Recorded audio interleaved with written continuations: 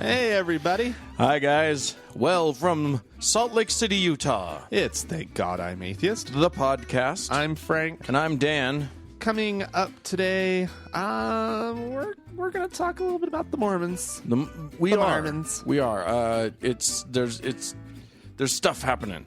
Big shakeups. Oh, yeah. Well, they've got to get a man elected to the presidency. They got. So they've it's like got their last chance. They have to clean up their act For you a know? while, anyway. Yeah. Yeah. So, anyways, that's my working theory as to We'll what's see. going on here. We'll present our case for that, and we'll see what you guys think. Possible stuff. All happening. right. Yeah, indeed. In the meantime, there are other things happening in the world. Anything you want to talk about? Well, I want to just this one seems like the right place to start, actually. Which is of course the Ottawa shooting. Yes. That took place. I think that it's important that we touch upon that, just because here's a radicalized Muslim, purportedly, Right. who shot a soldier, a member of the Canadian military, at Right. their national war memorial in Ottawa, and then went into their Parliament building and started shooting there. Went crazy. And it just, it's something that ties in with what we've been talking about for the last couple shows. Yeah. So I just felt it was important to bring it up as another example of what's wrong with Islam. Yeah. And from within Islam, Yeah, truly. I mean, nobody is shocked when a Muslim attacks the U.S. No. But when someone attacks Canada, I feel like everybody just goes, wait, what? But they're so polite. Who would ever? How dare they? They've never hurt anybody. They have never hurt a fly. Those Canadians. Seriously, the kind of Canadian radicals that we're used to like poutine too much. That's about as too cold to be a as radical. crazy as they get. As extreme. Extreme love of beaver tail. Right. I'm sure that Al Qaeda has tried to plant sleeper cells into Canada, and it's just been like, they're like, yes, we're gonna go out and we're gonna do this and blah blah blah, and then they get outside and they're like, shit, it is fucking cold. Did you guys know it was going to be this cold back in Arabia when we were back in Saudi when we were planning this shit? It is way too cold. Long johns. Long johns. You can't do terrorism in that kind of cold. You just can't. Well, which is why clearly they fit it in the fall. Oh yeah, they were getting it in before it really hit. Sadly, it's a horrible thing. Well, I mean, and you were talking about earlier that you have a shooting in the U.S. and it's not even much of a story. Yeah, I mean, for me, everybody, because my mom lives in Ottawa, and so everybody was contacting me like, hey, isn't that crazy about Ottawa and blah, blah, blah. Right. And my initial impulse is just like, oh, shooting. Yeah. Whatever. Yeah. The first impulse is like, shit, is mom going to be okay? Or is my cousin okay? And blah, blah. And I'm like, well, they're nowhere near the Parliament building. They're just fine. But yeah, I mean, that's always people's first reaction to stuff like that. It's like, well, yeah, you got to just sort of check in. Is it possible that my people could have been? No, that's not possible. Could my mom have been guarding the war memorial? Yeah, you never know. It could have been her turn. I think Is that how it works in Canada? Mm-hmm. Everybody just takes their turn. Everybody takes their turn. Most people get to be prime minister at least once, and it seems like this guy's been there for a while. Hasn't he been Harper? there? Hasn't Harper been around for? Is it Harper? Almost too long. It's still Harper, right? Yeah. Yeah. He's too long for many people's tastes. Anyway, not to get political. Oh no, we would never do that, especially about Canada politics, which it just seems cute that they even do it. I don't know. God, everything about Canada is just adorable. Oh my God. Except shootings. That's less adorable. Not adorable. Yeah. Don't do that. But anyways, yeah. I mean, it does. I do have to say that I think that it would be news, no matter where it happened. I mean, gunning down a soldier guarding a war memorial. Yeah. I'm sorry, a Muslim in particular doing it. Yeah. That's going to be international news. No matter the country, no matter the place. I mean, it's an absolutely horrible thing, and it is horrible, and it's horrible that it's spreading. I think that's part of the deal, is that it's like we feel like there are these. I don't know that Canada would be considered a safe haven, but we feel like there are these places where it's it's not gonna happen there. well, the U.S. as a target makes sense. Yeah. In an American's mind, right? Because In everybody's mind. I mean, Yeah. the U.S. is the remaining superpower. right, but Canada has actually, taken a very strong position with the U.S. against ISIS. Yep. And I mean, I guess people are speculating that that's Now they're in part. They're learning their lesson. Take that, Canada. Now we'll send one guy in to shoot you, Canada. What? Well, there was one guy who went in and shot Canada. Yeah, all of Canada. The whole Canada got shot. You know what? You shoot one of our people, you shoot all of our people. Well, he killed the military. He killed. Well, yeah, he killed like a quarter of them. That's terrible. That's absolutely terrible, Dan. I just love it. We should start perpetuating Canadian stereotypes. All of their military is horseback mounted. Oh, that's true. I don't know if you know that. I do want to know what is up with the sort of seemingly the national haircut for men of a certain age. I'm dead serious. What It's definitely bushier on the sides than we're used to in this country. You don't want you want high fashion Canadians? I know that the two don't really go hand in hand, but it's a very strange haircut. And it's very typical. It's The only other people who do it a lot are New Zealanders. They have the same haircut. I don't know what it is. I don't know Middle-aged white men, they all have the same haircut. It's a relic of their British heritage.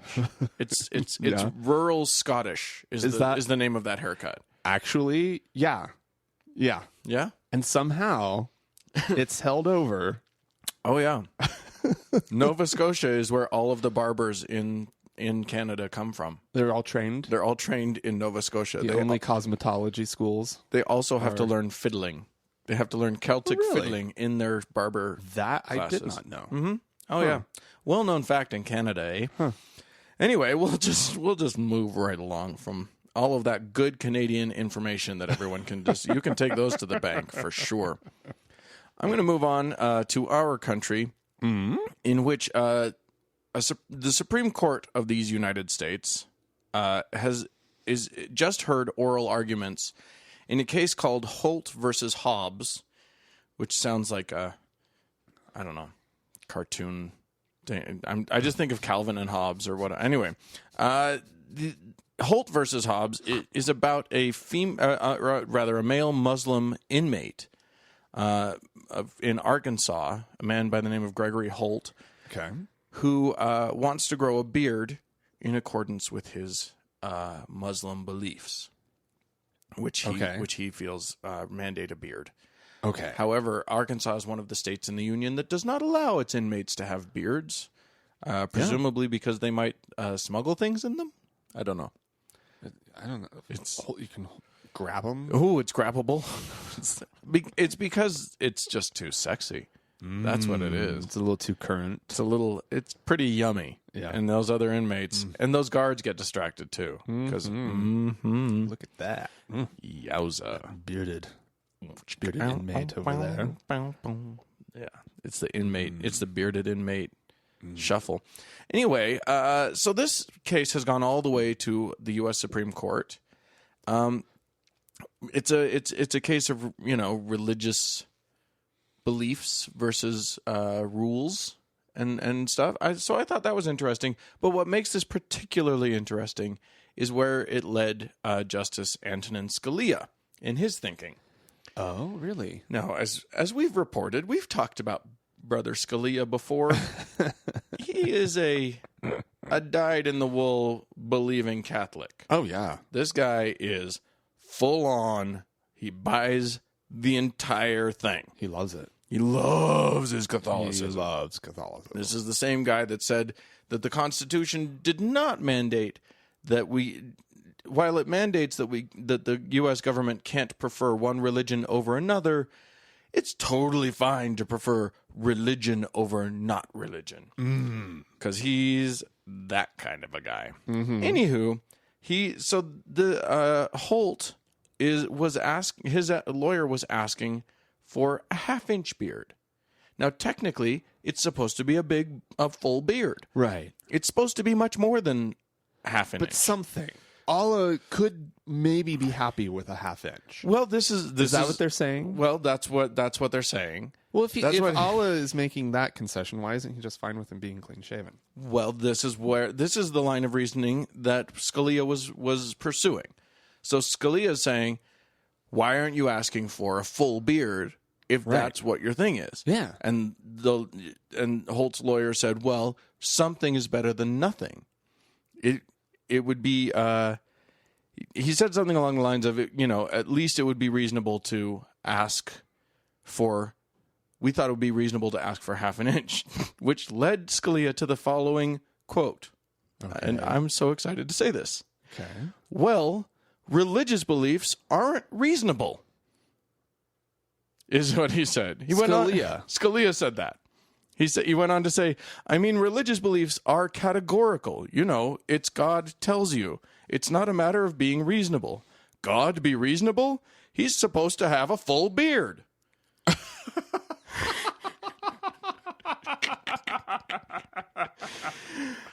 Wait, what? So you don't reason with God. It's not reasonable. I get that. So, but I love. So Scalia is saying, well, God wants him to have a full beard, so he needs to have a full beard. You need to argue for full beard or nothing, which I kind of agree with. I just love the fact that Justice Scalia, in the permanent registry of all that goes down in the history for all time, we've got Justice Scalia saying that religious beliefs aren't reasonable. Yeah. That's nice. Well, I mean, it doesn't surprise me. I mean, he is an educated man. Indeed. And so he's thought a while probably about making certain things work with other things. And he's just fine with religious belief not making sense. No. Otherwise, how do you do it if you are a man of his intellect? Yeah. Because I'll grant him that. I mean, sure. He's no dummy. No. He doesn't always use his intellect in the best possible way. I'm not saying but that. He's a smarty pants for sure. He definitely, he's got a brain between those two ears. Yeah. And so he's had to do some mental gymnastics in his lifetime. He has. In order to make things work. He knows full well how unreasonable religious belief is. Right. But that's an interesting peek into his mind. Yeah, absolutely. Into the argle-bargle that is Scalia's brain. I think that's what I'm going to name his brain from now on. Argle-bargle. Here comes Scalia and argle-bargle. It's a children's book. It's a great little cartoon. Boom, boom, boom. And Scalia and his brain. Scalia and argle-bargle.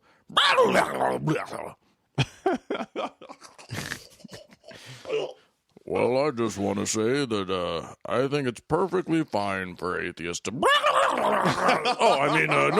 you can't do that. I don't like atheists. Argle-bargle.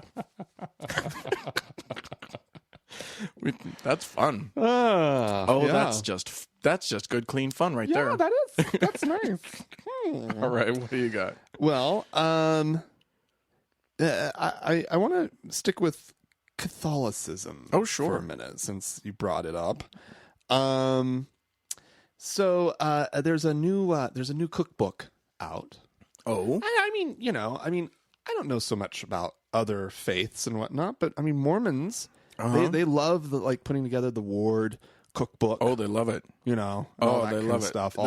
All the women get together and wait. What's your recipe? What recipe do you do for funeral potatoes? I know. Do your funeral potatoes? Oh, my funeral potatoes have sliced potatoes. Oh, mine are shredded potatoes. Oh, this is fascinating. Oh my gosh, we can talk for the hours about that.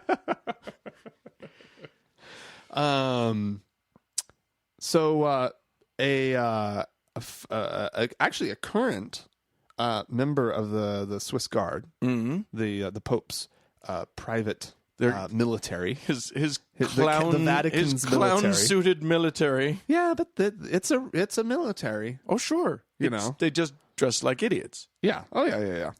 And march around. I mean, they should be. Anyways. Well, one of the Swiss Guards has released a book. Oh dear. A cookbook featuring recipes enjoyed by popes. Oh, nice. He has Francis's empanadas. Oh yeah. Oh yeah. You get that Argentine in there, you're going to get some flavor. He also includes a recipe featuring roast sirloin for Pope Francis. Oh. And a recipe for dulce de leche, the milk-based Argentinian dessert. It's delicious. Delicioso. It's dulce delicious. And he also includes some pierogi for John Paul II. Yeah. Okay. Yep. And some Bavarian delicacies for Pope Emeritus Benedict XVI. Yeah. There's also some other recipes. There's some gnocchi, Vatican style. Oh, yeah. For one of the cardinals, the Secretary of State. Their gnocchi is in the shape of a communion wafer. Yeah, Vatican's. I love gnocchi, Vatican style. Vatican style. And there's also some veal saltimbocca alla romana. Romana. Yeah, that'll just jump right in your mouth. It will. So it just came out in German, and it's going to come out in Italian next week. And so now you can eat like a pope. And why wouldn't you? I imagine they eat pretty fucking well. The popes. Oh yeah. Yeah. If you're gonna, they're at least not cooking it for themselves. No. If nothing else. But this guy knows a lot about Pope's diet. Yeah, it does strike me that like This Swiss Guard. Why does a Swiss Guard know the? This young 24-year-old lad. Yeah, right. Who has cooks for popes. I don't think he cooks for popes. I think because he's a guard. He's the military guy. I think he sleeps with the guy that cooks for the popes. Oh, I think okay. He's the lover of the Pope's cook. He's industrious and Right. he had a great idea. This book's going to sell. People want to eat like popes. I just like the idea of like he's talking to the cook and he's like, what did Benedict eat? And all he can eat, no, he only ate sauerkraut. And it's all he ate ever. Well, we got to come up with something. I once tried to give him a schnitzel. He didn't like it. Anyway. Yeah. So Well, that'll be good. Well, you know what? You and I should buy that book and make something from it, and we should eat it over the air or something. I don't know about that. This is the best pierogi. Pope John Pierogi II. So good. I'm going to move us to Oklahoma City, Okay. back in your former home state, where we've reported many times on the giant 6-foot-tall monument of the Ten Commandments that had been placed on the grounds of the Capitol. Oh yeah. In Oklahoma City.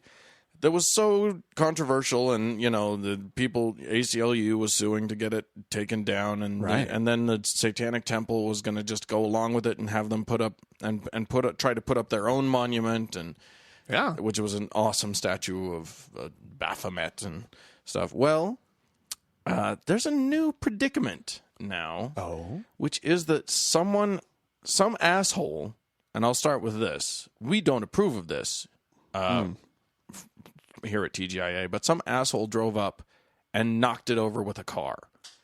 Yeah. This 10 Commandments monument. It's a huge thing. It was like, You need to, I mean, you should probably describe the monument because, like, I was a little confused when you told me that this happened. yeah, I was like, I was picturing like a monument, a big thing, a big, monolith. yeah, like a Sort big of thing. big, thick slab. I mean, it is big. I was picturing but basically something squarish and monumentish. sort of cube. Yeah, a cube. big with maybe a spire on it. Sure. Like, I was really imagining a thing. It's Turns out it wasn't much of a thing. Yeah, I mean, it's big. It's at least it's about 6 feet tall. So, but just imagine a gravestone sized up proportionally Yeah. to 6 feet tall. Yeah. Probably 6 to 8 inches thick. Sure. Maybe yeah. 10. And very, very high. Otherwise, though, very much like a monolith Yeah, it's just it's like it from looks like 2001. a giant tombstone. Right. And now it looks like a giant tombstone that's been knocked over by a car And broken. and broken into many pieces. Yes. So yeah, one of the reasons that I bring this up is that we've talked about it. Now there have been so Governor Mike. So the monument was paid for with private funds from Representative Mike Ritzie. Okay. If you'll recall. Now, the governor of Oklahoma, Mr. Fallon, Okay. not Jimmy, has said, quote, our monument will be rebuilt and restored. The people of Oklahoma will not stand for acts of violence against the Capitol or its monuments. Oh. Yeah. Blah, blah, blah, blah. The question for me is, if Baphomet gets put up, Right. would he say the same thing? Well, Would he say the people of Oklahoma would not stand for acts of violence against Baphomet? Well, it's clear that the Capitol and our monuments is code for the Ten Commandments. The Ten Commandments. He's right. just saying that instead of the Ten Commandments. right. Because nobody feels... How could anybody feel all that sort of... Like, somebody charged at it with a car, I'm assuming in the middle of the night. I'm assuming that as well. Right. Do people feel unsafe in the Capitol now? Like, you know what I mean? Yeah, like, right. They're really talking about this offense against their Christian monument, And their delicate Christian sensibilities. they're under attack. Well, technically, right now they could make that claim and yeah, I guess that's true. fairly. But Christians, Christianity on the whole, you can't be under attack fine. when you're the 70% majority or whatever. right? Anyway, so yeah, that's it. Or it's an interesting thing. I wonder about the legality of it. I'm not a constitutional scholar or anything, but here's the thing: the reason that Baphomet isn't up there yet, because the Satanic Temple, they're kind of ready to roll on it. Sure, But the reason shovel ready. Yes, exactly. The reason it's not up is because there's been they've put a moratorium on monuments. Yeah, On those grounds. yeah. So does that moratorium now still apply to this thing? Seems like they have a loophole. Yeah, which is like it was already there. It was there. We're just repairing. We're it. fixing. We would repair any monument that was here. That was already here. Yeah. It is funny because for a fact that someone would vandalize Baphomet when he got put up. Nobody would. The governor would not be making statements. statements. Right, exactly. Yeah. And it's a statistical certainty that it would happen. Whether it's tagged by some sort of... They're going to have a hard time preventing tagging, but they need to come up with something that's incorporated into the design of the Baphomet statue that prevents a car running into it. Maybe some ballard posts, or some pikes. Oh, see, now poking out. Here's what I jumped to. My brain jumped to, you build Baphomet, but you actually have the external structure is sort of a crumple zone. Okay. And if a car runs into it, the interior structure is an impenetrable thing. It's like a super tough thing Okay. that looks like a big giant dick. So that, you crash into it and you break Baphomet, but all you've done is reveal the big giant penis. Do you warn everybody? No, that's too funny. You got to let them do it. No, I think you tempt them. I think you go, hey, listen, you get to choose. You can have this satanic statue or a giant cock. We're going to put up the satanic one because we know you really don't want it. But do you want a cock? Right. Like, I warn choice. you. This is your choice. We're giving you choices here, people. Right. And everybody just know there is a giant cock in this. Inside this, you really don't want to break this. Yeah. You'll only reveal the penis. Yeah.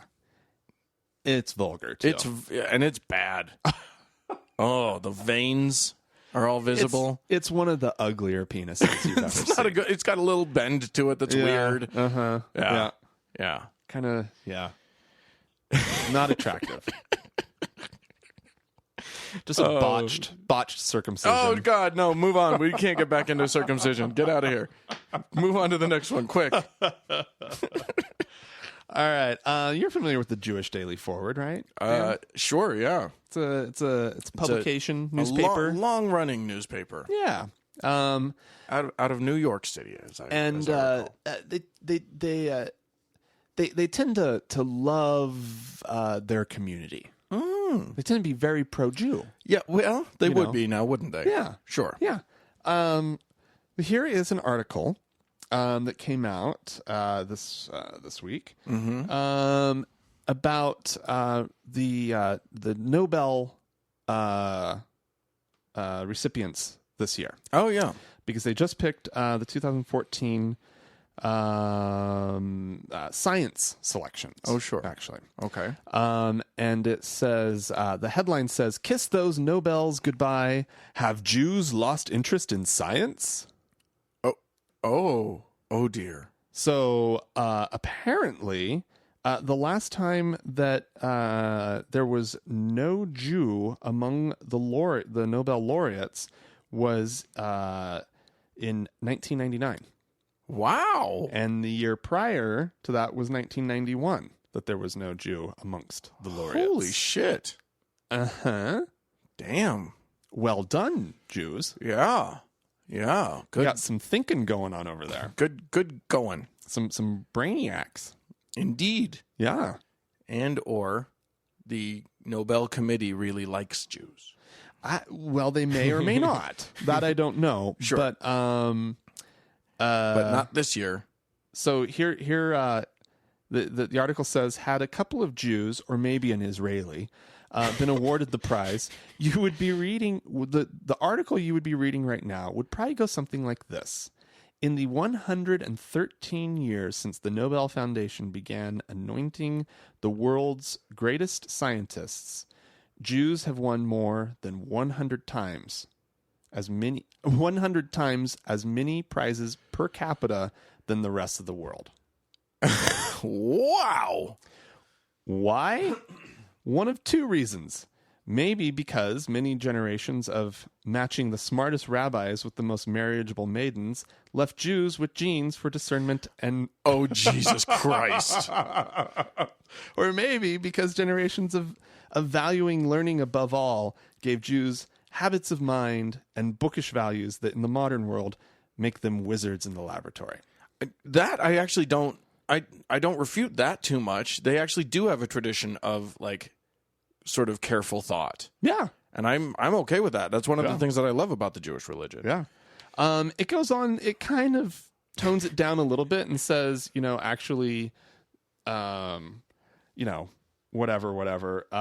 we're probably actually at sort of the peak or zenith of Jews in science. Sure. Receiving awards at this level because, and it goes through this long history about, where immigrant Jews, especially in the United States, saw science as a progressive force that could help, quote, replace an arbitrary old waspish order in a society based on fact, not faith. Huh. So that's interesting. That is interesting. Yeah. I do think they probably need to check with some of their biological scientists before they start making claims about breeding the smarts into However, it does say it. They tone it down. They were trying. They clearly were saying something a little crazy, a little tongue in cheek at the beginning of the article to kind of grab your attention, right? Because as the article does go on, it does tone it down a little. But boy, is it pro! Like we are fantastic. And just because there's not one this year, everyone, calm down. Everyone, just we're fine. We're fine. Just remember, this year's an outlier. This year's not normal. It's actually impressive. It is super impressive. Yeah. Considering how how small the population of Jews are in the world when you compare them to Islam or Christianity or even Buddhism. Yeah. That is an impressive thing. Yeah. That's pretty potent. Yeah. First year this century that there has not been a Jew amongst them. Yeah, that's crazy. I think it's, I don't know, like, there's a lot that I mean, everybody knows my feelings about religion, our feelings about religion, et cetera, and so forth. But there's something about the Jewish community that, they somehow value a level of reason and thought that is very different. Yeah. It does make one wonder if the Nobel committee has, Shlomo Johansson as one of their presiding. Oh, those wacky Swedes. They're wacky. But no, I mean, Jews are very prominent in the sciences. Yeah. I don't think anybody can deny that. No, I know. And I love it. And I guess, point it out, Jewish Daily Forward. Good for Jew. Oh. Boo. Well, I'm gonna take us in the opposite direction on Judaism for a moment. What's that? I'm gonna take us to Jerusalem, where dozens of ultra-Orthodox Jews apparently have recently hurled stones at and slashed the tires of buses because these buses were bearing ads. They had ads on them for promoting the allowing of women to pray and have ceremonies at the Western Wall in Jerusalem. Oh, slashed. Yeah, they're getting. They don't like this. The ultra-Orthodox community is up in arms over this idea. Now, Judaism has several sects, and the ultra-Orthodox are obviously the fringe fundamentalists of Judaism. Probably not a lot of scientists. No, you couldn't possibly maintain science and be an ultra-Orthodox Jew. These are the guys that you see with the boxes strapped to their heads, right? A good percentage of the time with the little Torah banding all over their arms. Yeah, these are and they have to have the curls down their temples and stuff. These guys are not messing around when it comes to their Judaism. These are also the guys who on the recent flight between, where was it, New York and Tel Aviv or something, that they were so anxious about sitting next to women on this El Al flight that they literally got up and stood in the aisles for the entire flight because they just couldn't handle it. Well, this was the guy with the bag over him, right? Remember this? I don't remember that, but okay. I'm sure. I mean, like, these are these people. Okay. But apparently there was there was one bus that literally, so apparently these ads are just saying like they're posted by a group called Women of the Wall. Oh. Okay. Sarah Silverman's sister, who's a rabbi, went and sort of, she prayed at the wall and got in real big trouble for doing it, and so she's an activist for this as well. Okay. Comedian Sarah Silverman, her sister. Right. Anyway, these women, the ads show girls and women wearing prayer shawls and holding a Torah scroll. Okay. Which the Orthodox Jews think is for men only. You can't wear that. Why they're fussy. So they like one of the buses had the words "End the obscene pictures" sprayed on it. Wow. Okay. That's obscene. It's obscene. It is obscene. Boy, they don't get out much. No. Yeah. I'll show them some obscene photos. Right. Exactly. Women showing their shoulders rather than covering them with more clothing. Right. Which is what they did. Wow. Because they had a prayer shawl. Right. Oh my God. These people, I have so little patience for fundamentalism. I have very little patience for religion in general. But once you start getting, ooh, that was an interesting sound. Yeah, it was a little sort of interesting burp escaping. Kinda. Anyway. Yeah, the fundamentalists of all shapes and sizes just drive me bonkers. As they should. Indeed. I'd be worried about you, Dan, if they didn't. Yeah. Yeah. That's, crazy town. Yeah. What? No, it's just, anyways. And Frank lets out a sigh. Well, if you need to talk to us about any of this stuff, want to get your voice into this conversation, there's easy ways to do it. You can email us at podcast@thankgodimatheist.com. Or you can leave us a voicemail at 424-666-TGIA. Right. That's 8442. Right. Or you can go to the Facebooks. That's a great place to go. Our Facebook page is facebook.com/TGIAtheist. But we also have the new and thriving, delightful TGIA members only lounge. Yeah. And that I am very pleased by how that is going. I don't know if you kids know this, but that's I'm really enjoying what's going on with that. Fantastic. So if you want to go to that, you can just, if you go to Facebook, you can just type into the search. You can type into the search section TGIA Members Only Lounge. Again, don't do the TGIA family because that ends up being some Asian family.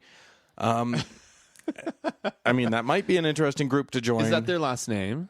I don't know. Maybe. Huh. Yeah.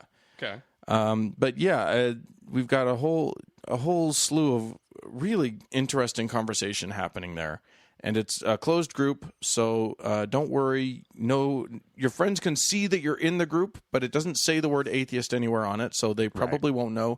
And you can go and gently and vent your spleen about your life. It's forming into a very lovely community. Fantastic. Yep.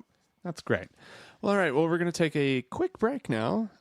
This is one Mr. Pat Robertson. Oh, we do love our Patty boy. Chiming in about the gays. He's prone to do. As is his wont. Yeah. So enjoy this. There's one thing to want to persuade somebody to believe like you do.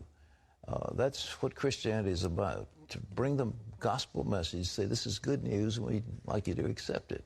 That's one thing. There's something else, to take the arm of the government to force somebody to do something that is against, is contrary to their religion. And that's what these homosexuals are trying to do. They're trying to force people who are Christians to marry them or else face jail, to make cakes honoring them or else go to jail, and give their servants over and divulge their innermost thoughts or go to jail. Now, that's the kind of thing we're dealing with. These people are terrorists, they're radicals, and they're extremists. No Christian in his right mind would ever try to enforce somebody against their belief or else suffer jail. Now, they did that during the Inquisition. It was horrible. It was a black mark on our history. But it isn't being done now. There's no Christian group I know of anywhere in the world that would force somebody to do something contrary to their deep-held religious beliefs or else face criminal penalties. But that's what the homosexuals are trying to do here in America, and I think it's time pastors stand up and fight this monstrous thing. I mean, if the gays want to go out and do their gay sex, that's one thing. But if they want to force you to accept it and solemnify it by marriage, then that's a different matter. And it's an infringement on people's religious beliefs. And what's being done in Houston is the woman they elected is a homosexual. She's a lesbian. And that's her, she's trying to force pastors to conform to her beliefs. It's wrong. I'm glad I have his blessing for the sex, at least. I had not. Okay, so when I first listened to this, I don't know how, but I must have just sort of zoned in and out a little bit because I never heard him say, if they want to have the gay sex, that's one thing. Oh, my God. Yeah, that clip is the clip that keeps on giving. Oh, my God. He just keeps going. He just keeps going. I will say this, he's Frank. definitely rattled. Frank, by the will you topic. stop being a terrorist? Well, here's the deal. Now, when you come out of the closet as gay, do they tell you that you're going to be a terrorist when that happens, or do you find that out later? I don't want to force any Christians to marry me. Well, you're not getting married. That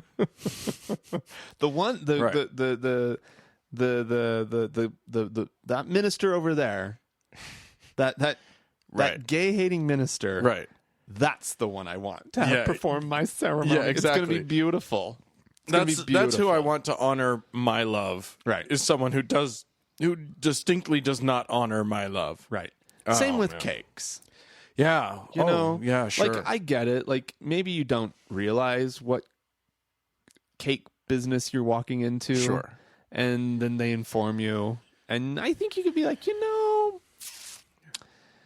somebody who's preparing my cake, I want them to like really put their all into it. Yeah, I want them exactly. to maybe also not put other stuff in it. Sure. Right. Like I want the best cake I can get. So I don't trust you to make my cake. Why would I go to like a known gay-hating Christian bakery? Absolutely. Like, you know what I mean? Like, this is kind of this whole argument it's just a moot point. Like, okay, I understand that it has happened that people have walked in and they're ordering a cake, and I think there were a couple lesbians in Denver who really like were just trying to make a point, Sure, with a baker. Okay, all right, whatever. But like, just for the snark of it, yeah. But by and large, you're just not going to do it. Well, unless but here's you have like a serious, axe to grind with someone. But it's not just that. The problem arises in, for instance, like the reference that he's making to pastors, to religious people being forced to marry somebody, right, is a reference to the Coeur d'Alene, Idaho problem, right, where where two ordained ministers, and I'm doing sort of air quotes here, right, ordained, anybody can be an ordained minister, right, means nothing. But two ordained ministers run a for-profit marriage business. Right. They got a little shack that they've gussied up for weddings and whatnot. Yeah. And for all I know, that's the best place in town to get married. Yeah. For all I don't know Coeur d'Alene. It's tiny. It's a small town up in the tippity top of Idaho. Right. And I'm guessing there's not much game in town if you want to get married. Sure. In that case, it's like, you know what? Yours is a for-profit business. Yeah. You kind of got to help everybody out. Yeah. I don't give a shit about like who, because surely they wed people all the time that they're not overly fond of. This really needs to be made clear. This is not a church. No. This is not a religious group. No. These are people who are licensed ministers who therefore they can marry people. Right. They went down to the county courthouse or wherever they had to register themselves as ministers, show whatever their ministerial credentials were, which is just a piece of paper you can get off the internet. Right. Like, it means nothing. And then they're running a little bridal or a little wedding chapel. Right. That's totally different. And what Pat Robertson is freaking out about is or ostensibly freaking out about it. There's this fear out there amongst religious-y, churchy types that their church is going to be forced to marry gay people. Right. And that's absolutely not the issue. Right. Totally not the issue. They're saying this is a business that's open to the public. They have to provide services. that are, it's a legal service. Right. They have to provide it. They can't discriminate Right. as to like who's coming. And I think you're absolutely right that if there are plenty of bakers in town, You just know better. yeah, you would know better. Me as a straight guy would not go to a gay-hating baker either. Right. If I know about it. Right. So, Out of solidarity. Out of solidarity. Thank you, Dan. You're so well. Thank I'm you. very noble. You have no idea. But the point is, gay-hating baker, they're so good. if they're that good, if they're that good or whatever, God, Dan, just- nobody makes frosting like hatred. Let me tell you something. Hatred tastes amazing. You can Kind of really, like poppy seed, but without the poppy seed. it's so good. It's got this like lemony zest to it. I don't know if you've tried it. It's amazing. Hate cake. Who doesn't love hate cake? All right. So let's move on. We've got some listener feedback. We've had Okay. some folks write into us. Fantastic. Which is always good. Yeah. This one's from Ashley. Hey, F&D. Yeah, I like that. I have a question. Well, I would hope so because you wrote it into us. Anyway, It could have been a comment. it could have been a comment. or a correction. It could have been any We number get of things. corrections all the time. It's true. My twin sister is a convert to Mormonism. She is a convert and had no idea that Brigham Young and Joseph Smith had tons of wives. She was completely floored by this information. Yeah. How is this possible? Is the church really not talking about something those men found so important? And also, how is it legal for the church to push politics? They talk about gay marriage and abortion, for example, and tell their patrons to fight against it. Love the podcast. Keep up the good work. Thanks, Ashley. Yeah. On that first point, basically of like what converts know about the church when they convert. Right. They don't know much of anything. They Right. know that Mormons believe in Jesus Christ. They know that they believe in eternal family. They like all these really easy, touchy-feely things. Right. They know about those things. They don't before baptizing somebody, they do not walk you through all the negative stuff. Right. Yeah, So exactly. people tend to respond negative. They would much rather get that baptism in. It is funny. Yeah. They want the numbers, they want to get you in, and they want to get you sort of situated and really give your bum a feel for that pew. Yeah. Before anything else starts And sneaking make in. friends within the community. Right, exactly. Build your social network Right. and be part of the church. Yeah. Before you really find out much. And I have a really good example of this. Okay. When I was on my mission, I had this really good friend who he had converted a couple years before I hit the mission. And he was a younger guy. He was probably mid 20s, so just a few years older than the missionaries. And he just loved the missionaries and loved hanging out with the missionaries and liked practicing his English and all that kind of stuff, right? Yeah. And so I was seated next to him when I forget how it came up. Oh. So the church produced this. No, it wasn't even the church. Was it Hinckley? Hinckley was on 60 Minutes Right. back in the 90s. And they also interviewed one of the Marriotts who it was a big Mormon thing. Steve Young was interviewed in the whole Right. thing. The football player. And somebody brought up the topic of garments. Okay, the magic Mormon underwear. Right. He had never heard of that before. Oh. Because we've sort of played it with a translation for some of the members, right? And just be like, hey, look, we're on national television in the United States. And they're like, oh, okay, cool. Suddenly there was a what? he was like, garments? What are you talking about? He'd been a member for like 2 or 3 years at this Holy point. shit. And he had never really heard about like something so fundamental. Yeah, to in a Mormon, Mormonism. that's pretty fundamental. That's pretty base level. Yeah, when you grow up in Mormonism, like the garment is like this. Well, first of all, you Kind see of- your parents in it. Well, yeah, you That's do. all that they So walk that's the around only that. underwear that they wear. Yeah. But it just holds such sort of mystical power within Mormonism. Yeah. That, it was just really stunning to me, and it was one of those moments when I was like, oh, we we do this wrong. Yeah, absolutely. It is weird to me that the Mormons don't better prepare their converts for what they're going to encounter. No. But they're so afraid, and we'll be talking more about this actually in the later part of our show. So I don't want to get too deep into this, but traditionally, the Mormons are so afraid of these weirdo parts of their religion. They kind of keep them secret. That they kind of try and keep a lid on it. Uh-huh. They only want the nice feelings to go out. Yeah. But then the internet came. Right. And it changed. It changed everything. And we're going to talk about that coming up. Chris wrote into us. He said, "Hi, Frank and Dan. I have a question that I'm hoping you and maybe some of your other listeners will have some input on. Okay. I have a friend who's been dealing with cancer for about 6 years now. He gets treatment, then it comes back in a different place, and he gets treatment, and so on. Anyway, I've got a group Facebook message from him that his cancer has come back again, and he's going in for treatment, but it doesn't look very good. He's asked a lot of his friends to pray and fast for him. A little background. I met this friend when we were both LDS missionaries in the MTC. That's the Missionary Training Center. Uh-huh. He lives in California, and I'm in Utah, so I don't see him too much or talk to him too often.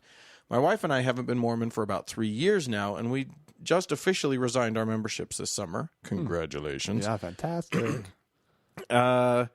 Anyway, we haven't felt the need to make any big announcements about our atheism, preferring instead to just be ourselves and not hide anything and let others think what they will. My friend with the cancer, I think, doesn't know that we're not Mormons anymore. It makes me uncomfortable to be part of this group message where everyone is insisting that God will perform a miracle if we all just skip a lunch and wish real hard. However, I don't feel like I can say anything to my friend without coming off like a huge douche. I don't want to make this issue about me while he's the one with the cancer. Yeah. On the other hand, I'd like to offer some encouragement without lying and telling him I'm praying for him. Right. Any advice on how to approach the situation would be greatly appreciated. Here's the line. Okay. We will keep you in our thoughts. And hearts. And hearts. Sure. That's a good one. That's a great one. Because everybody else is saying, oh, yes, we'll pray for you, we'll pray for you. My aunt, actually, this last week, her stepson was in a horrible accident. So dear. She posted something on Facebook, everybody pray. I'm not too terribly close to that side of the family, so I kind of went back and forth, what do I say and whatever. But the simple line of I'll keep you, or I'll keep him, or keep her, whatever, in my heart and mind is that's great. Yeah. And it kind of fills that place of praying for someone. And it's no tip off. I mean, no. People can definitely assume if they want to that you're still a believer or whatever. Right. Although, here's the other thing. If you really like this guy a lot, yeah, and you want to have more of a relationship with him and stuff, I can say that I have had the experience of coming out as atheist to someone in a pretty tough situation, not unlike this. Right. And just saying, look, I don't pray anymore. Right. But you're very much on my mind, and I love you dearly. Yeah. And I just want you to know that I'm here for you if there's anything I can do. One of the things that really bugs me about prayer is that it absolves the person of responsibility for the other person. Mm-hmm. So when someone asks me to pray for something, generally what I do is look for something tangible that I can actually do instead of praying. Right. So, when my mother-in-law asked us all to pray for Andrea's little sister who was studying for a very difficult test, I was like, no, I'm not going to pray, but what if I help her study? Yeah. Yeah. So that kind of thing, I look at those things, if you can find something. I mean, you may not be able to. He's in California, you're not. And that's the trick with this question. Sure. So the question specifically is basically if you're in the same room or in close proximity to the person, whatever, having that kind of quick conversation about, hey, I don't pray anymore, great.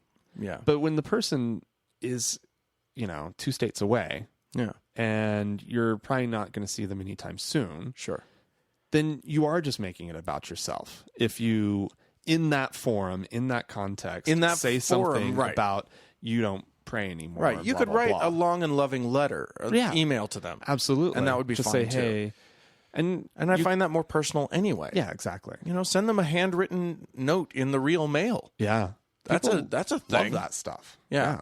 So anyway, but no, you're under no obligation to come out as atheist to them. You're under no obligation to, there's no reason why you would have to well, let me explain all of my beliefs to you right now. You can just Right. say you're in my thoughts. Right.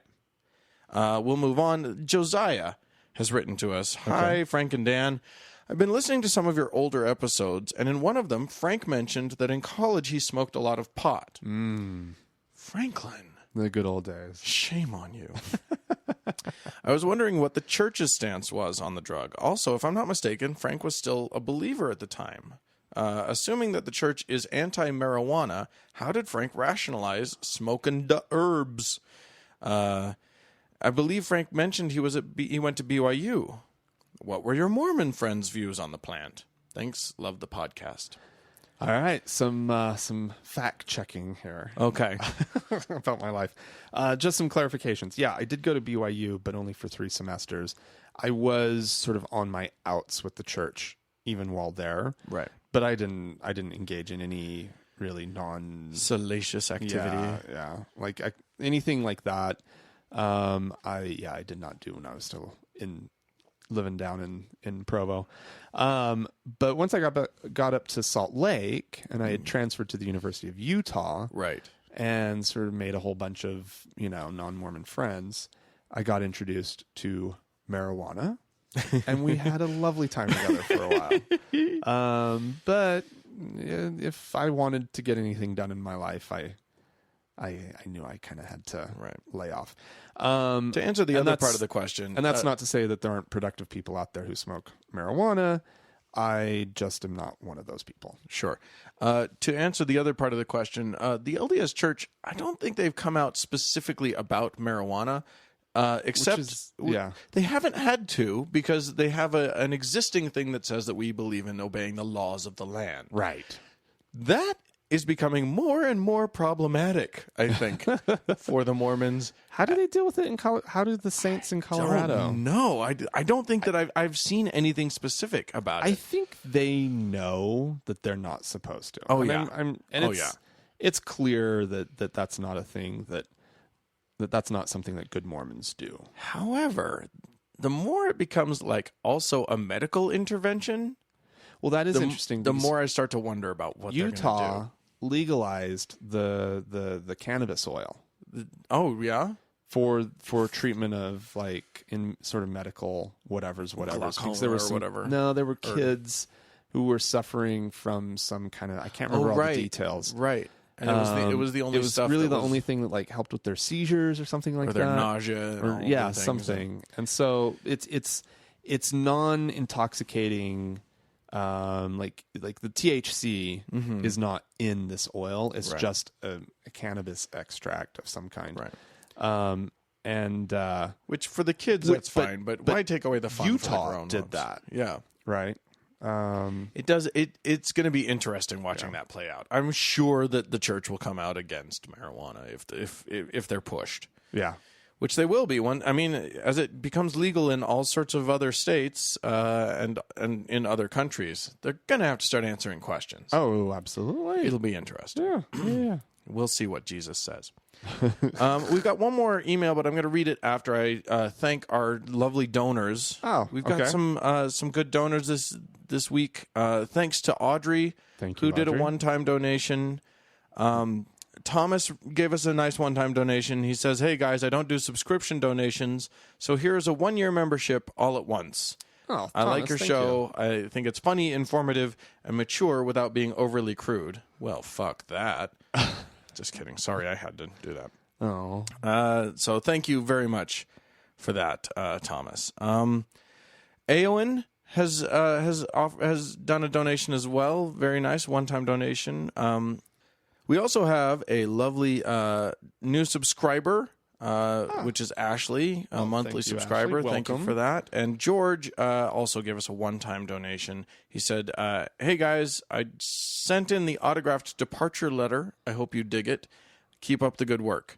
So he's going to get an atheist card from us because Fantastic. he's departed from his church. Wonderful. All of you, by the way, who are waiting on your atheist cards, They're in the works. they're in the works. I promise we're going to get them to you.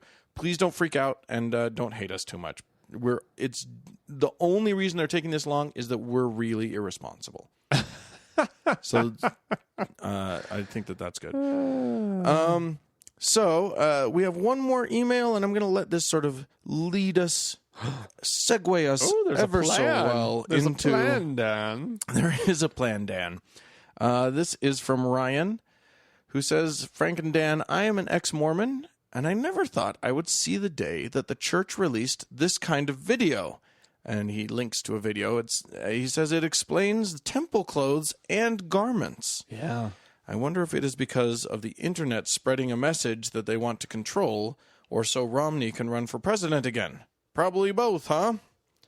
Absolutely. Well, thanks for writing in, Ryan. And that does segue us delightfully into what we wanted to talk about. On this. You watched the video, I assume, right? I did watch the video. It's very interesting. Anybody who wants to see it, this is actually put out by the LDS Church. And it is a video showing, now not on a person. They don't show it on a body, but they lay out on a table Yeah. the magic underwear, known as the temple garments. Yes. Garments for short.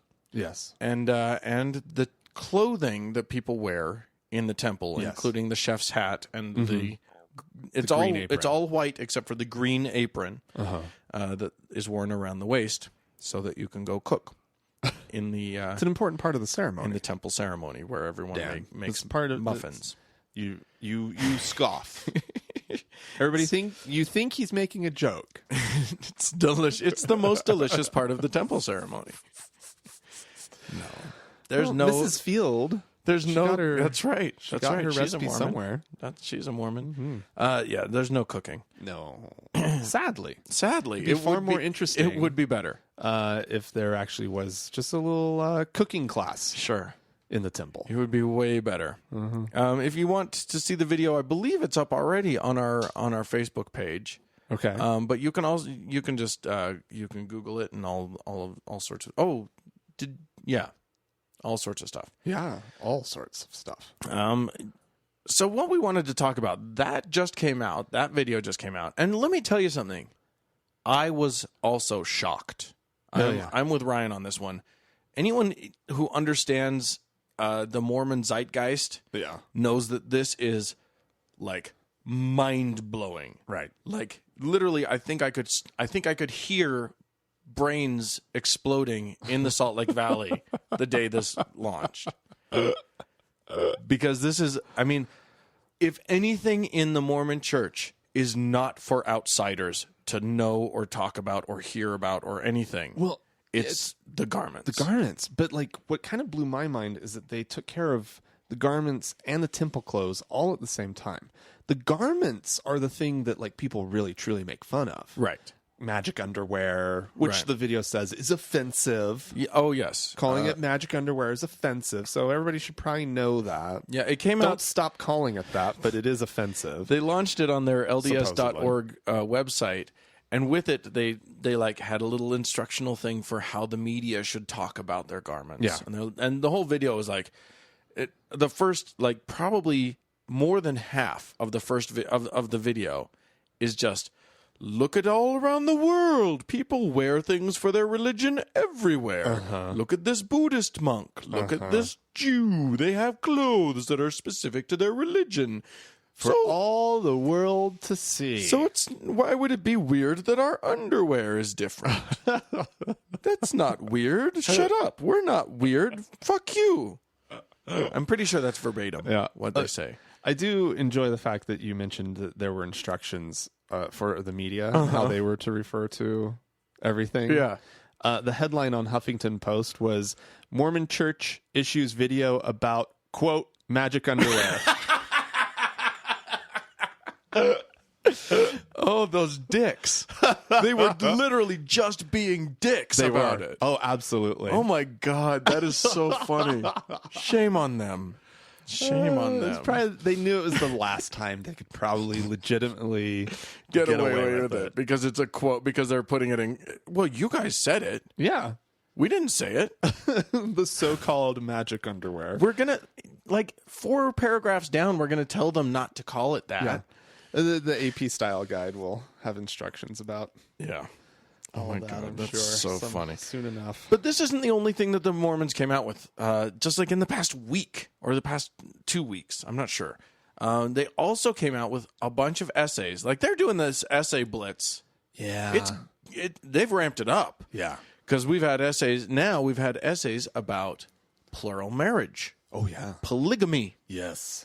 Which our listener's sister didn't even know existed. Well, now the world knows. I mean, everybody knew. I don't know how anybody. How do you not know? It's the one thing that everybody associates with Mormonism. Yeah, but there you go. Anywho, the church has been decidedly mum about its history with polygamy, unless absolutely forced to talk about it. Right, and here they're volunteering to talk about it. They are. They're going on record. They're digging in. It is interesting. One of the things that you and I were talking about is all of these church historians who were at some points, who were at various times excommunicated from the church, right, for revealing this stuff. Yeah. Now the church themselves is coming out with it and being like, "Yeah, we totally cop to that." I think I would be pissed. I think I would be kind of. I would be a little. I would be, annoyed. Yeah. Although I did read a quote from one of them, Michael Quinn, who apparently was actually just impressed that the church. I think he said they went on, 75% of the way there. Really? Down the road to truth. He was actually kind of impressed, I think, is the sense that I got. 75% toward the truth. Yeah. That's actually impressive. For as how guarded they have been on certain aspects of their history. That's... And they're doing it for real and forever. Well, now. and here, in the internet age, they're making this decision that these things are just out there. This stuff is locking down. Yeah. They are locking this stuff down. Now, of course, they do a lot of tap dancing in these essays. I mean, they still don't love the fact that they were polygamists. Right. They hate that fact, but they sort of find their reasons why it happened, and they, we don't understand everything, but when God says to do something, you do it. And Joseph Smith was so reluctant to do it, but then he saw it. He was very reluctant. Very, very reluctant. He didn't want to. An angel had to visit him 3 times. And the last time he had a sword. Yeah. Now, what the paragraph after that says is that after the first appearance, he started practicing it on his own. It took him to the 3rd one before he told people about it. Before he admitted it to everybody. Oh, he didn't have any problem. Oh, you mean I can have sex with that woman? Oh, okay, great. He's like, well, that's in line with what I was thinking too, Lord. So that's nice. Anyway, but he clearly though, it wasn't a sexual thing, Dan. That's a point that they keep making over and over. Well, polygamy was not about sex, Dan. Right, and that I've heard before. What's amazing about one of these articles, which is entitled "Plural Marriage in Kirtland and Nauvoo." These are 2 places where early Mormons lived. Right, Kirtland, Ohio, and Nauvoo, Illinois. They do cop to the fact that Joseph Smith probably had sex with multiples of these women. Not all of them. Definitely not all of them. No. And the reason that they're so adamant that it's definitely not all of them is because he was married to, I think, 10 women under the age of 20 by the time he died. Wow. Some of them, 2 of them as young as 14. Yeah. Or, as this article puts it, a few months before her 15th birthday. Because that's so much better. Because, yeah, exactly. Sex with a 14-year-old? No. That's... a 15-year-old, yeah.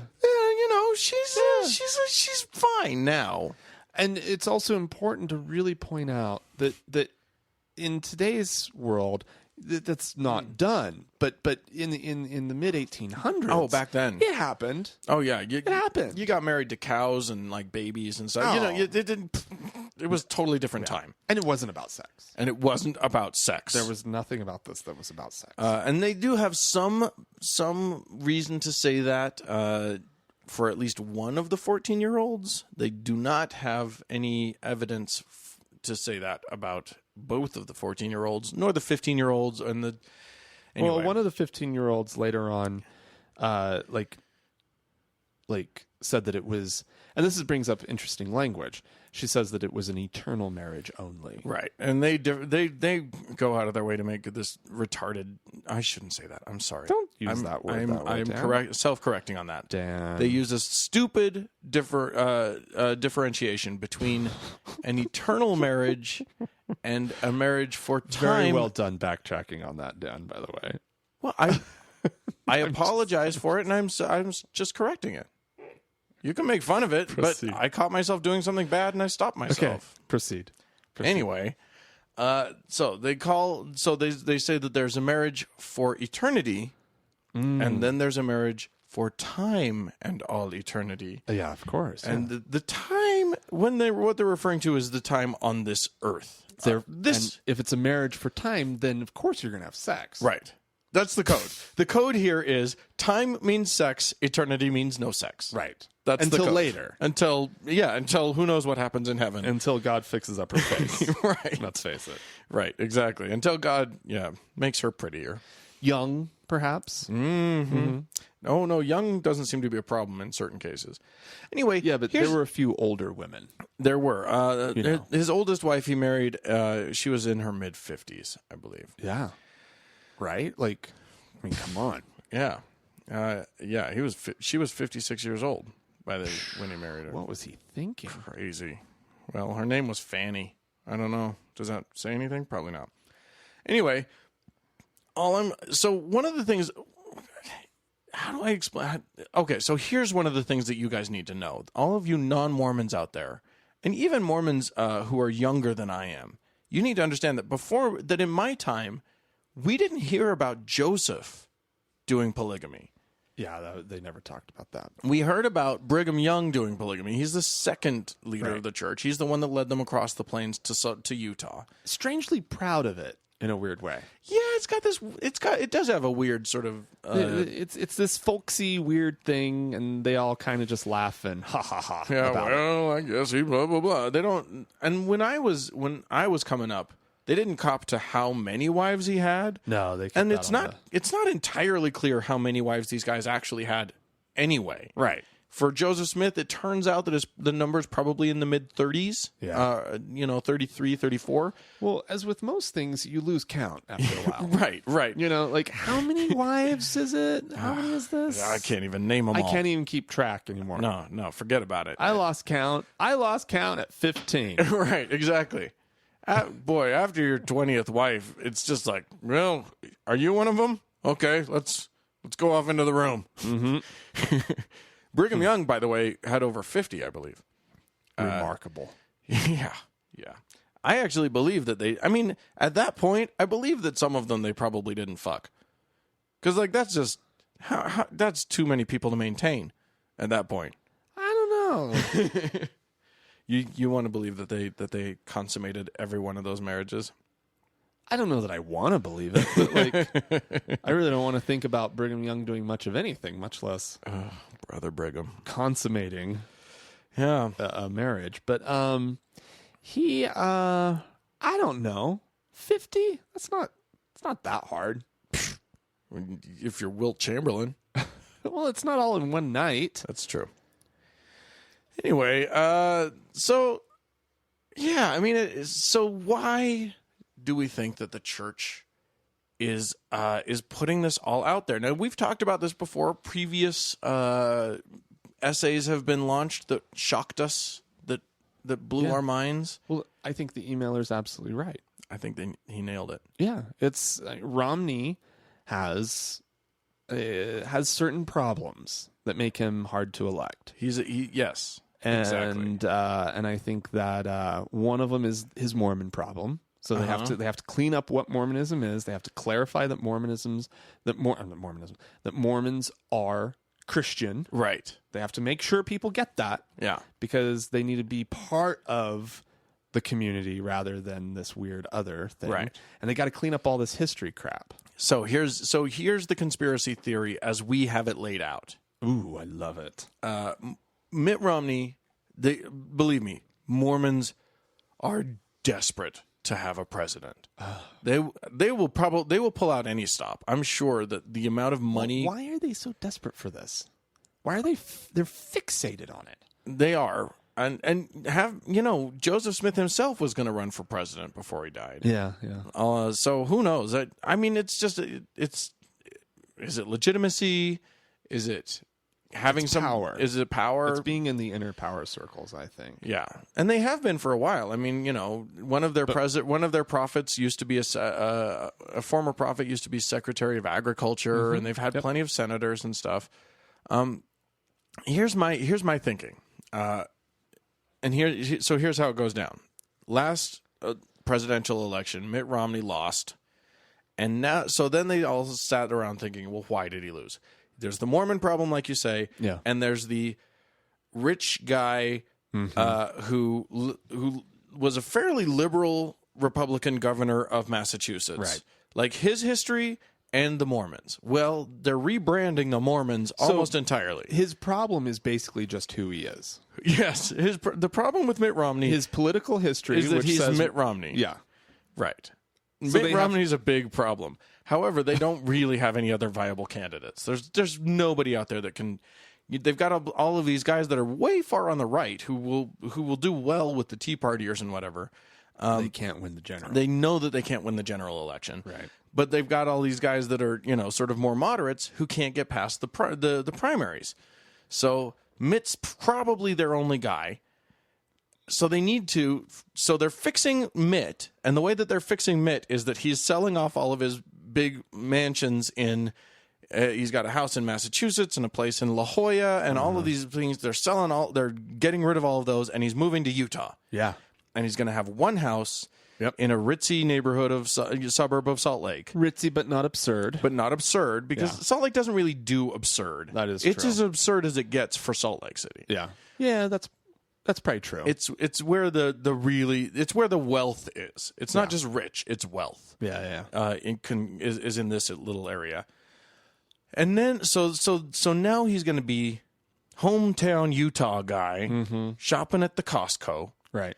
So that takes care of the Mitt problem. They're owning the Mormonism while simultaneously fixing Mormonism. Right.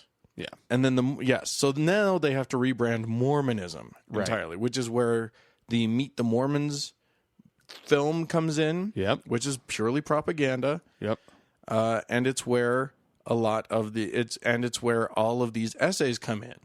Right. So that nobody can say, well, what about your history that you've been hiding from all this time? Right. Well, we haven't been hiding from it. It's on our website. What are you talking about? Look at our website. Let me point you to the website. And we printed it 6 months before anybody said they were running for president. Right. Yeah. Yeah. Long before. We've been doing this for a year and a half now. Clearly, these two things are not related. How dare you suggest that these two things are related? Right. Oh, also in the Fix Mitt portion of it, there was the Mitt Romney documentary that came out. Yeah, which actually, did you watch it? Uh-huh. It fixes Mitt. It does a good job. They go after some of the largest critiques of Mitt that the left really ran with, like the really easy elitist things, like the fancy horses. Right. Oh, that's just for her. Her Anne's, MS. MS. They're therapy horses. They're therapy horses. How dare that? And the whole family is just outraged. That is for her MS. And it's like, yeah, but don't you get it? Not everybody can buy dancing horses for their MS. Right. Yeah. Like a fleet of dancing horses. Those are $500,000 therapy horses. Yeah. Yeah. Yeah. She's not exactly. Yeah. But mostly it just humanizes the elevator. Yeah, right, the car elevator. Right. Well, that's she can't go up and down stairs. And they're all fucking outraged about it. Right. And you're like, yeah, but But nobody can do that except you guys. Like, right. It's not that you're doing it. That's fine. It's that it represents the fact that you have ungodly amounts of money. Yeah. That's what the problem is. Yeah. So, yeah, it'll be interesting to watch. But go to LDS.org if you want to and read up on what the... I don't want to. Okay. So... Yeah. Anyway, I had to. Yes, we did it for our job. But yeah, there's a whole bunch of interesting stuff. You might have to dig around a little bit to find the good stuff. But yeah, there's some. I would love to hear from somebody who is like not versed in Mormonism, who doesn't have a long history with Mormonism, and hear their opinion about some of these, especially this one, the polygamy in Kirtland and Nauvoo. Right. Because there's some phrasing in there that strikes me as being just batshit crazy. But but how does it play? Like, I really want to know how this stuff plays. Yeah, get on there and read it especially if you're not familiar with Mormonism, and just let us know if it's weird, if it's like super weird to you, because I find their wording slick. I think that it's as good as it gets. Did it go all the way? Did it go far enough? Have they really fixed their problems with their history? With their history, with essays like this one? Yeah. Like seriously, because for me, it still is just nuts. It's just nuts. Yep, absolutely. You can't make Mormon history. If you're going to own the history, if you say that this is how the church was founded and this and that, these things happened, there's no way to make it sound normal or reasonable or like anything that any normal person would want to be associated with, in my opinion. I don't know. I could do a couple more wives. That'd be fine. Besides that part. Okay, fine. Well, if you wouldn't want multiple wives. Wives? I don't know. I don't have a thing against it, personally. I mean, it's not something that I'm pursuing currently, but I don't have a problem with it. Anyway, it seems like a terribly complicated thing to get yourself into. It does. It does seem complicated, and I'm fairly complication averse. So that would be one issue that I would have to surmount to get to that point. All right. Anyway, if you have if you do end up reading this stuff and you want to chime in, the way to do that would be to write to us at podcast@thankgodimatheist.com. Or you could leave us a voicemail at 424-666-8442. Correct. Or feel free to go to the Facebook page, facebook.com/TGIAtheist. Or, of course, you can find us on Twitter at TGIAtheist as well. Sure. All of that is good stuff. Big thanks to Mackenzie, whose work has become a little bit harder now that we've got 2 places on the Facebook for you to go, but she's doing a great job. Awesome. Thank you, Mackenzie.